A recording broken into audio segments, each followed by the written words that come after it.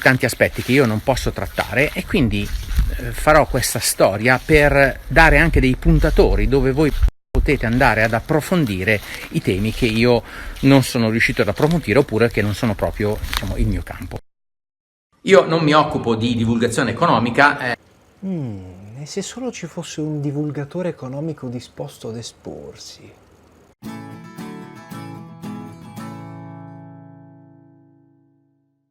Buongiorno, io sono Vez e benvenuti in questo nuovo video di Economia Pop. Accetto la sfida, colgo la palla al balzo. Oggi parliamo di Herbalife. In queste ultime settimane se ne sta parlando tantissimo e lo stesso Dario Bressanini, come avete visto nell'intro, ha esplicitato la necessità di chiarire alcune questioni dal lato economico, quindi chi meglio di me potrebbe farlo. Herbalife che cos'è? Questa azienda è attiva nel comparto alimentare, ha sede a Los Angeles e fattura 5 miliardi. Per farvi un esempio nostrano, che potete capire sicuramente meglio, Barilla, che vende pasta in tutto il mondo, fattura 4 miliardi, quindi Herbalife fattura 1 miliardo in più di Barilla. Nonostante i brillanti risultati di questa azienda, però, bisogna vedere anche il rovescio della medaglia, quindi ci sono stati un sacco di scandali a riguardo, principalmente per due motivi. Il primo è legato alle caratteristiche dei prodotti venduti, e di questo parla già Dario Bersanini nelle sue storie, nel video su YouTube dal quale ho preso l'intro. Il secondo è quello che interessa a noi, quindi adesso andiamo ad analizzarlo. Gli scandali di cui parlerò in questo video riguardano le modalità di vendita dei prodotti. Herbalife infatti è una società che ha adottato un metodo di vendita un po' particolare, sicuramente non tradizionale, il marketing multilivello. In cosa consiste in breve il marketing multilivello? Consiste nel non vendere direttamente al cliente, ma avere tutta una filiera di piccoli venditori che con la loro rete di contatti vanno a vendere il tuo prodotto direttamente al cliente. Quindi è il cliente stesso che diventa venditore del prodotto che vuole acquistare.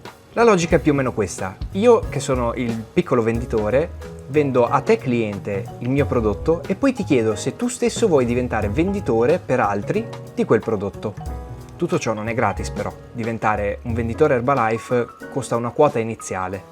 Quindi dopo aver pagato Herbalife per diventare un venditore, ti metti a vendere i tuoi prodotti, se trovi dei clienti, dalle vendite che farai riceverai una non commissione ma provvigione. A questo punto io ho persuaso il cliente a vendere i prodotti per l'azienda per la quale lavoro, quindi a me spetterà una parte dei soldi derivanti dalle vendite del mio sottoposto. Queste si chiamano royalties. Quindi tu venditore come fai i soldi? Prendendo una parte di guadagno da ciò che vendi tu stesso al cliente, e una parte di guadagno da ciò che guadagnano i tuoi sottoposti. A questo punto però guardiamo anche dal lato dell'azienda. Che cosa ci guadagna l'azienda a fare questa filiera piuttosto che una tradizionale? Il vantaggio è poter avere una catena di distribuzione che ti consenta di non vendere grandi quantità di prodotti a singoli venditori. Facciamo un esempio terra. Io ho 100 caramelle, voglio farle vendere a un solo distributore. Quel distributore le acquisterà da me, però pretenderà che per comprarne 100 io gli faccia un prezzo di favore. Quindi al posto di vendergliele a €1, magari gliele vendo a 80 centesimi l'una. Questo non avviene se hai tantissimi piccoli venditori, perché loro ti comprano una quantità esigua di caramelle, quindi 2-3 caramelle alla volta, e quindi puoi imporgli il prezzo di €1 l'uno. L'altro vantaggio enorme riguarda il fatto che affidi ai tuoi venditori la rete di contatti, quindi riesce a penetrare nel tessuto sociale molto più facilmente che una catena di distribuzione tradizionale. Infatti poniamo due casi. Nel primo caso tu entri dentro un centro commerciale e guardi più o meno che cosa c'è scritto nel retro della confezione, le istruzioni o comunque gli ingredienti. Non ti convince più di tanto e quindi non sei disposto a comprarlo. Nel secondo caso invece è un tuo amico che ti dice: guarda, io ho provato questo prodotto, lo vendo, funziona, puoi vedere su di me che ha avuto questi effetti determinati, e quindi tu sicuramente sarai molto più propenso ad acquistare il prodotto rispetto che trovarlo in un supermercato. Quindi l'azienda sfrutta il legame di fiducia tra venditore e cliente per lucrare sostanzialmente. Non che ci sia nulla di male, però non è sicuramente il metodo tradizionale. Ok, però questa roba è legale? Si muove in una zona un po' grigia. È legale però... È legale in Italia perché non si riesce a dimostrare che dietro questo comportamento non ce ne sia uno diverso che spiegheremo un po' più avanti nel video. In Italia più o meno questa pratica è ricondotta alla vendita diretta, quindi ogni singolo venditore vende a un privato e non tira di mezzo più di tanto l'azienda, perché è il venditore che compra dall'azienda il prodotto e poi lo rivende a sua volta al cliente. Diciamo che non è inserito nei canali tradizionali di vendita, però in Italia è comunque legale fare questa cosa.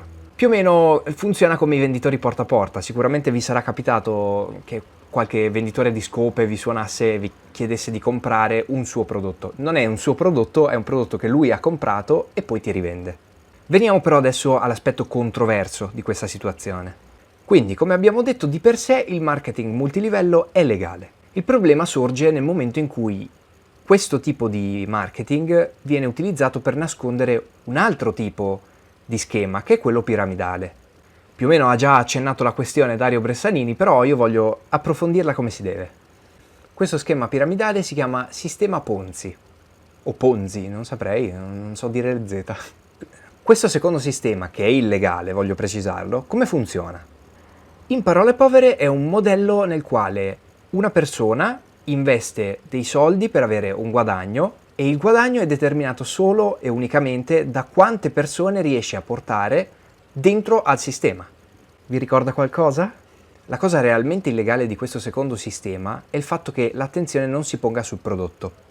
La finalità di questo sistema non è vendere un prodotto, quindi, ma attirare più gente dentro il sistema. Quindi pongo l'attenzione un po' su questo. Far entrare solo nuovi investitori nel sistema è illegale. Avere come principale finalità vendere un prodotto e come secondaria far entrare nuovi investitori nel sistema è legale. Non è legale però mascherare l'entrata di nuovi investitori nel sistema con la vendita dei prodotti. La vendita dei prodotti non può essere atta solo a mascherare l'altro sistema. Voglio però farvi capire perché questa pratica sia illegale e voglio farvelo capire con un esempio pratico. Dunque, io recluto due persone. Due persone mi porteranno un profitto doppio rispetto a quello che ho investito. In uno schema Ponzi di solito funziona così. Queste due persone che hanno investito per far guadagnare me, a loro volta recluteranno altre due persone ciascuno, quindi 4 persone sotto di loro che sono 2, siamo già in 7 in tutto, nella piramide, per far guadagnare anche loro 2, però gli ultimi, tutti e 4, rimangono fregati.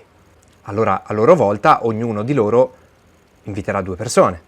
Questo sistema ha il difetto di essere esponenziale, quindi man mano che si scala un livello, si arriva a una quantità di persone che copre l'intera popolazione mondiale. Dopo circa 24 livelli, adesso non so precisamente, però si supera il livello di persone che ci sono in questo mondo, quindi assolutamente buona parte di chi partecipa in uno schema Ponzi viene fregata. Ed è esattamente per questo che è illegale, perché si vuole tutelare la parte bassa della piramide, perché gli ultimi non riceveranno indietro i soldi investiti e i soldi di quei tantissimi ultimi saranno tutti nelle tasche di quei pochissimi primi gradini. E ora veniamo al dunque. Qual è la differenza tra Herbalife, quindi il marketing multilivello, e uno schema Ponzi?